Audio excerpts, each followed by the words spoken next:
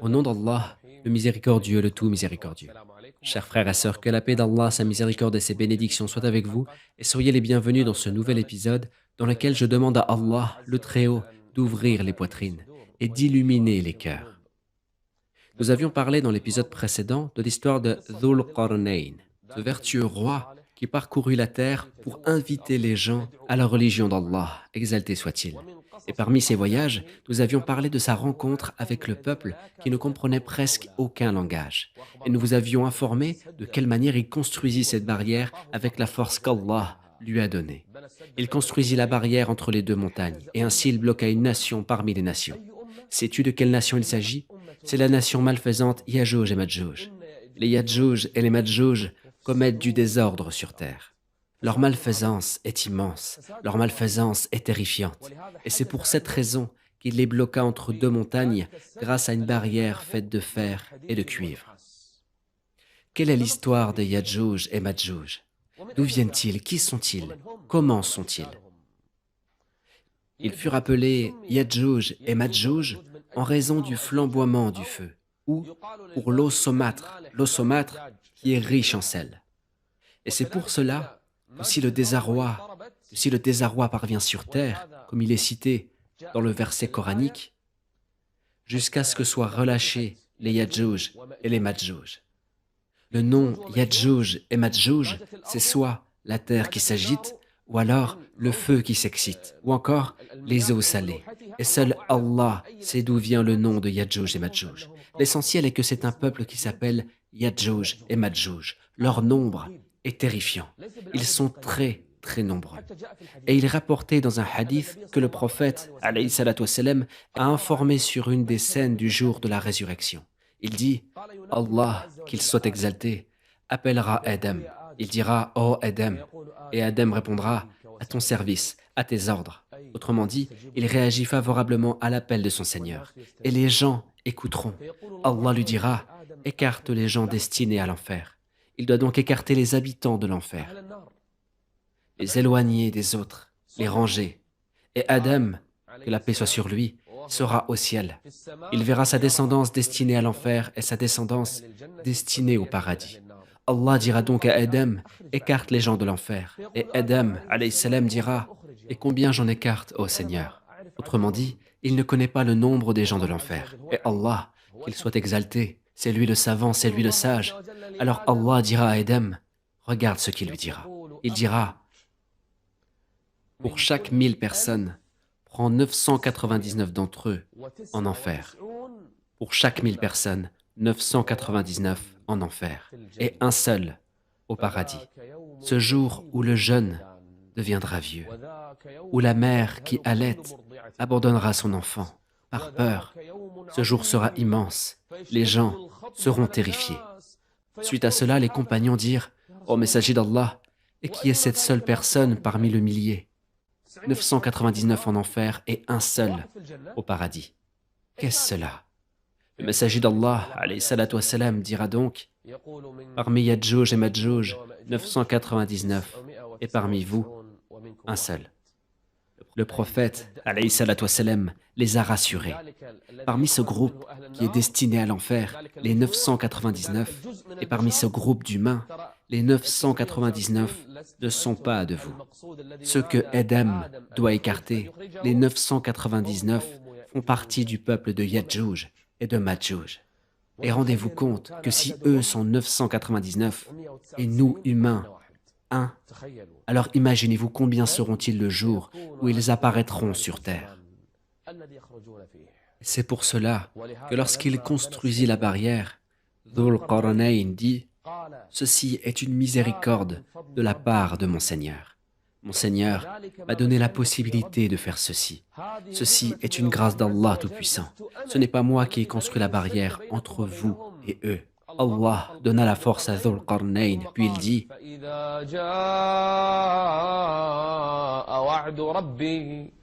فإذا جاء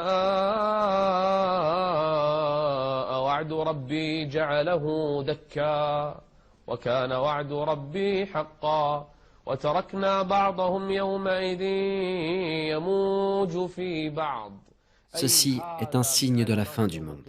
Ce n'est pas maintenant. Lorsque la promesse de mon Seigneur viendra, lorsque le jour du jugement viendra, et que ses conditions d'apparition parviendront, il la nivellera. Toute cette barrière sera nivelée. Mais jusqu'à nos jours, elle n'a pas été nivelée. Yadjouj et Madjouj est un peuple qui fait partie de la descendance d'Adam. Et peut-être que certains vont être surpris. Mais s'ils sont de la descendance d'Adam, ils sont donc des êtres humains. Ils ne sont pas des extraterrestres, comme certains le prétendent, ni des animaux, ni des djinns.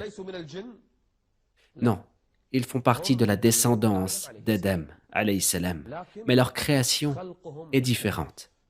Le prophète, alayhi salatu wassalam, les a décrits et il a dit « aux yeux petits, au nez fin et petit, au visage large. Ils ont l'apparence des Turcs de l'époque du prophète, alayhi salatu wassalam. Ils ont une particularité dans leur apparence. Ils ont une malfaisance que seul Allah connaît. S'il parvient parmi les hommes, ils ravageront tout sur leur passage. Et nous saurons à la fin des temps ce qu'ils feront lorsqu'ils sortiront. Yadjouj et Madjouj sont aujourd'hui emprisonnés quelque part sur terre. Ils sont terriblement nombreux et leur malfaisance est immense. Et ce qui est étrange est que malgré toute la technologie que dispose le monde aujourd'hui, les satellites, les rayons lumineux, les appareils et tout le balayage lumineux sur la Terre entière, malgré tout cela, la question est, comment n'ont-ils pas découvert où est ce peuple? Peut-être que certains diront, non, nous croyons en la science et nous démentons le Coran et la Sunna. Nous ne croyons pas le Coran et la Sunna, mais nous croyons la science. Yadjouj et Madjouj n'existent pas. Il est dit à ceux-là, les non-croyants, dont les cœurs sont emplis de doutes et ils ne font qu'hésiter dans leur incertitude, il est dit à ceux-là, non, la science a menti et le Coran et la Sunna dit vrai. Et oui, le Coran et la Sunna ne divergent en aucun cas.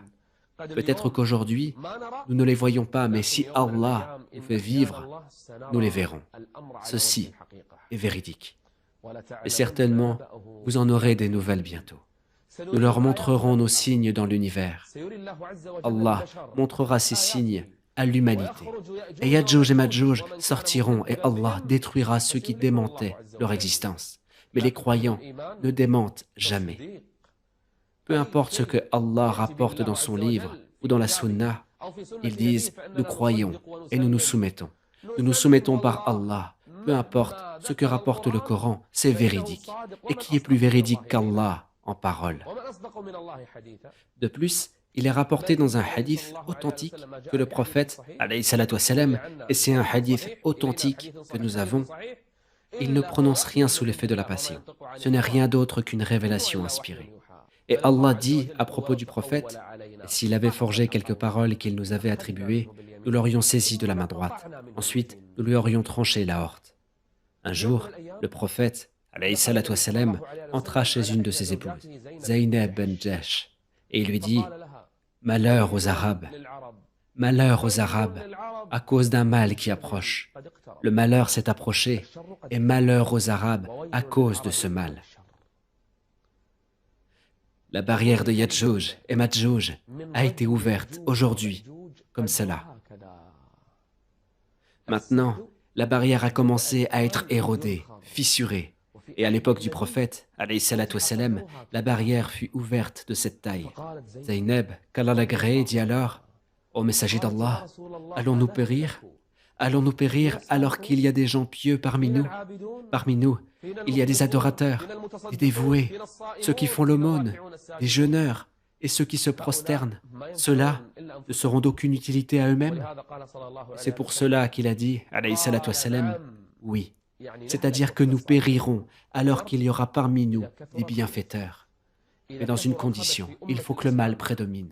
Si le mal prédomine au sein de la nation de l'islam et de la nation des Arabes, alors tous les gens seront anéantis, et il ne leur sera d'aucune utilité qu'il y ait parmi eux des gens qui prient, des gens qui font l'aumône, des gens qui lisent le Coran, qui font le rappel d'Allah, et même le châtiment commencera par eux. Pourquoi? Parce qu'ils n'ont pas bougé, ils n'ont pas parlé. Yadjouj et Madjouj grattent chaque jour dans cette barrière, Et la barrière a commencé à être érodée, fissurée à l'époque du prophète, alayhi salatu wassalam. Et malgré cela, une partie d'entre eux reste insouciante, reste dans son insouciance et ne se prépare toujours pas à l'époque de Yadjouj et Madjouj. La barrière qu'a construite Dhul Qarnayn entre l'humanité et Yadjouj et Madjouj a été érodée, fissurée. Elle a subi une ouverture et ce peuple ne cesse de creuser jour après jour. Chaque jour, ce peuple creuse et ils commettront le désordre sur terre et par Allah, ils n'en laisseront rien. Que ce soit petit ou grand, homme ou femme, ils ravageront tout et même le lac entier, ils le videront. Mais malgré cela, les gens sont insouciants. اقترب للناس حسابهم وهم في غفلة معرضون ما يأتيهم من ذكر من ربهم محدث إلا استمعوه وهم يلعبون لاهية قلوبهم. Insouciance, distraction, égarement, le mur risque de s'effondrer. Lorsque la promesse de mon Seigneur viendra, il le nivellera. Et la promesse de mon Seigneur est vérité. Dhul Qarnayn les a avertis. Il viendra un jour où la barrière ne vous sera plus d'aucune utilité. Il viendra un jour où ils s'échapperont sur terre. Et rendez-vous compte qu'ils ont été captifs dans cet endroit pendant des milliers d'années. Que pensez-vous qu'ils feront si la barrière est détruite? Que feront-ils de l'humanité? Où se dirigeront-ils? Et qui les défiera? Et quelle sera la sentence de cette nation? Quelle sera la sentence de cette nation qui, si elle s'échappe, parcourra toute la terre?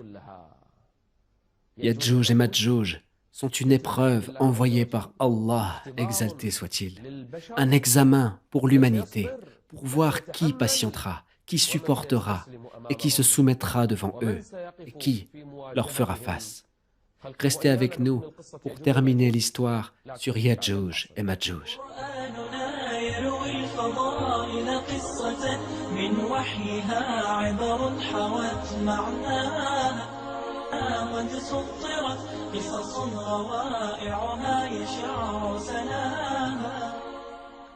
Il est mentionné dans certains hadiths que Yadjouj et Madjouj creusent chaque jour dans cette barrière. Chaque jour, ils perforent cette barrière et à un moment dans la journée, ils arrivent à un stade où le mur est presque détruit. Puis, la fatigue leur vient et ils se disent entre eux, allons dormir et nous terminerons de creuser le mur demain. Tellement ils sont fatigués d'avoir creusé ce mur, ils préfèrent s'arrêter là pour reprendre le travail demain. Ils s'en vont pour se reposer et ils termineront de creuser demain. Et s'ils terminent le lendemain, la barrière sera détruite. Mais ils ne disent pas « Inch'Allah » si Dieu le veut. Et c'est pour cette raison que lorsqu'ils vont se réveiller le lendemain, ils trouveront la barrière comme elle était avant, intacte. Parce qu'ils ne disent pas « Inch'Allah ». Et c'est pour cela que la barrière retourne dans l'état qu'elle était. Et si Allah, le Tout-Puissant, permet que la barrière soit détruite et qu'il la nivelle, alors, ils diront, nous terminerons demain, Inch'Allah, si Dieu le veut. S'ils disent Inch'Allah et reviennent le lendemain, ils retrouveront la barrière comme ils l'ont laissée la veille. Alors, ils continueront à creuser et Allah la nivellera. Et elle sera détruite. Quand est-ce que cela se produira? Et quand est-ce que s'échapperont Yadjouj et Madjouj pour déferler sur terre? Les hadiths sur la fin du monde montrent que El-Mahdi apparaîtra. Puis, après lui viendra Ad-Dajjal. Et ensuite, Aïssa, fils de Marie. Et finalement, viendra Yadjouj et Madjouj. Donc, ce sera au cours des grands signes de la fin du monde. El-Mahdi sera déjà apparu. Ad-Dajjal se sera retiré. Aïssa, fils de Marie, sera descendu sur terre et il aura tué Ad-Dajjal. Parce que personne ne tuera Ad-Dajjal à part Aïssa, fils de Marie. Donc, lorsque Aïssa l'aura tué et que les gens se seront réjouis et que Jérusalem aura été conquise, ainsi que la Palestine dans laquelle se cachait Ad-Dajjal, et les Juifs qui étaient avec lui et qui se feront tous tuer, et les croyants gagneront, et Aïssa, fils de Marie, les gouvernera. Et alors qu'ils seront dans leur réjouissance, Allah, exalté soit-il, permettra que Yadjouj et Madjouj disent « Inch'Allah » et le deuxième jour, ils débarqueront et ils détruiront la barrière. Si la barrière est détruite, حتى إذا فتحت يأجوج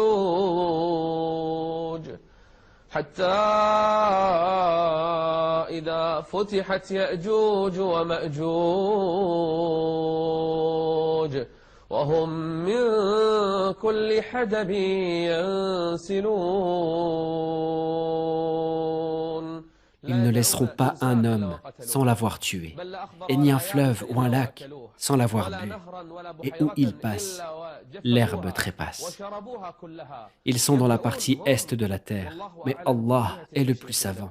Ils sortiront de ce pays dont Allah est le plus savant, exalté soit-il, et ils parcourront la terre, et personne ne leur barrera la route.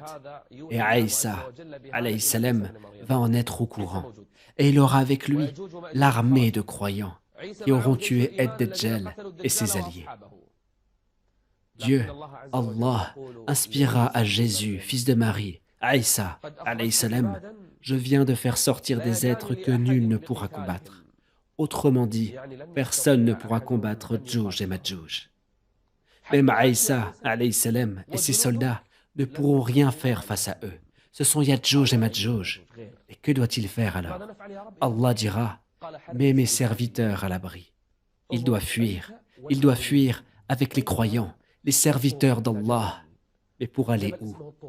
Pour aller sur le mont Tour, une montagne qui s'appelle Tour, sachant que Yadjouj et Madjouj, ce peuple qui déferle sur terre et qui se dirige vers une direction bien précise, vers la péninsule arabique, parce que cette terre est le berceau des prophètes. Cette terre est une terre bénie. Il s'y passe les combats et toutes les choses. Il s'y passe tous les événements historiques, y compris l'événement de l'heure, l'événement de la fin des temps. Donc Yadjouj et Madjouj s'y dirigent. حتى إذا فتحت يأجوج ومأجوج وهم من كل حدب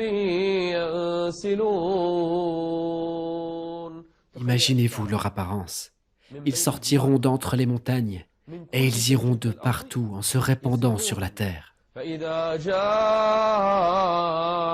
وعد ربي جعله دكا وكان وعد ربي حقا وتركنا بعضهم يومئذ يموج في بعض. Le jour où Allah, exalté soit-il, le permettra, ils se mélangeront aux gens et ils tueront tous les êtres humains. Et à chaque fois qu'ils rentreront dans un village, ils le ravageront et le détruiront d'un village à l'autre, d'un pays à l'autre. Et Aïssa, alayhi salam, et les croyants se dépêcheront vers le mont Tour. Et que feront-ils? Ils invoqueront Allah. Ils invoqueront Allah le Très-Haut et ils n'auront pas beaucoup de nourriture. Même les provisions sont peu nombreuses. Yadjouj et Madjouj resteront sur terre autant qu'Allah l'aura voulu. Ce jour-là, celui qui ne sera pas avec les croyants, ou Aïssa, fils de Marie, que fera-t-il? Que fera-t-il face à cette nation?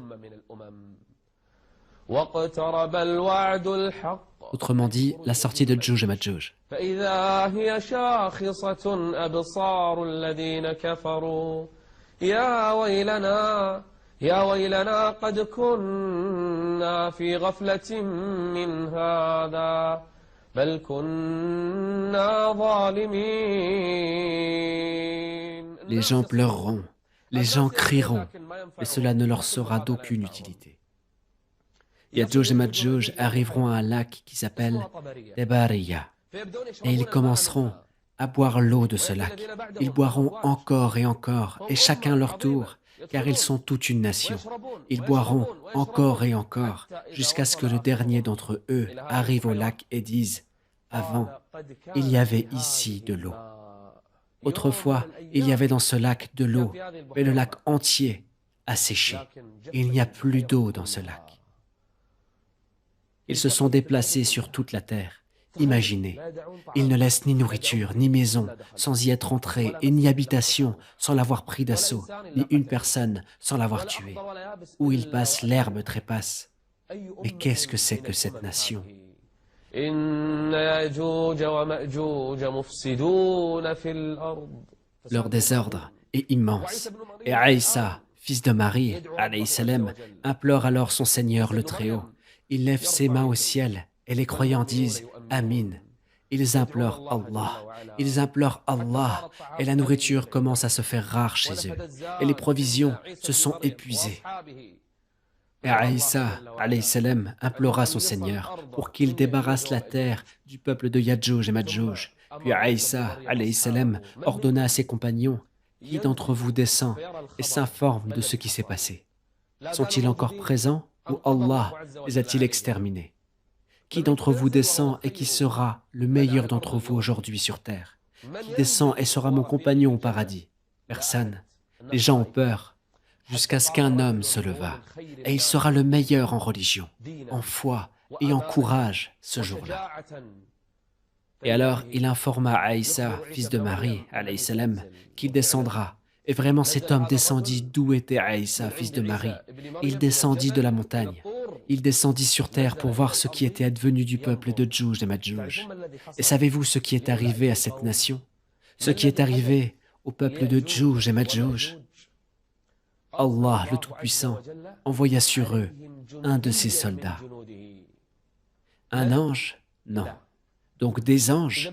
Non. Mais qu'a donc envoyé Allah, exalté soit-il, sur eux? Le vent? Non. Des tempêtes?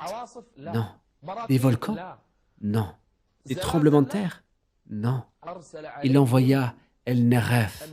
Et qu'est-ce que El-Neref? C'est un ver qui est présent dans l'oreille du chameau et des bovins, un ver qui cause des maladies. Allah, exalté soit-il, envoya ce ver sur cette nation qui fait partie des fils d'Adam, et ce sont Yadjouj et Madjouj. Cette maladie se répandra parmi eux, et Allah, exalté soit-il, les aura détruits, comme si ce n'était qu'une seule âme, abattus, tous morts comme on tue une seule âme.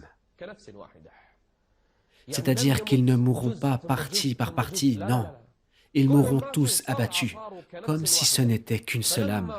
Alors lorsque cet homme verra toute la terre remplie de leurs cadavres, la terre remplie de leur décomposition, il se dépêchera vers Aïssa, fils de Marie, alayhi salam. Il l'informera: Ô prophète d'Allah, ô Aïssa, fils de Marie, Allah, Tout-Puissant, les a détruits.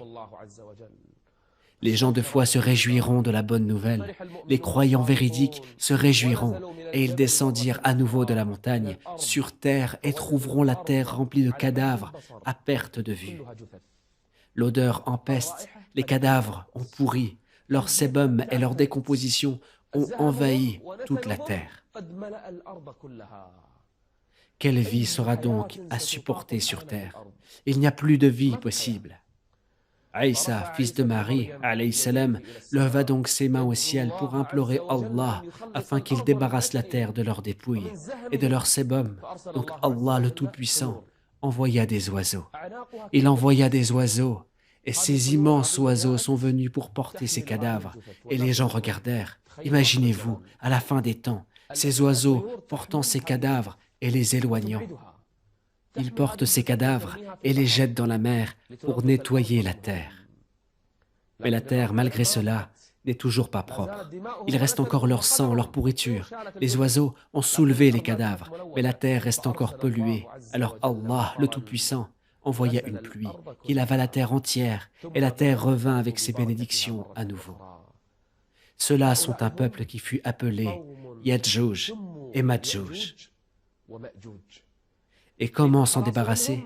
En s'agrippant à sa religion, en s'accrochant à sa croyance, en y croyant et en connaissant la certitude que cet événement est vrai et que ce qu'a mentionné le Coran est véridique et qu'il n'y a aucun doute en cela et que celui qui veut être sauvé de Yadjouj et Madjouj, il lui faut apprendre la science et la charia, qu'il apprenne le Coran, la sunna, qu'on apprenne à nos enfants ces histoires.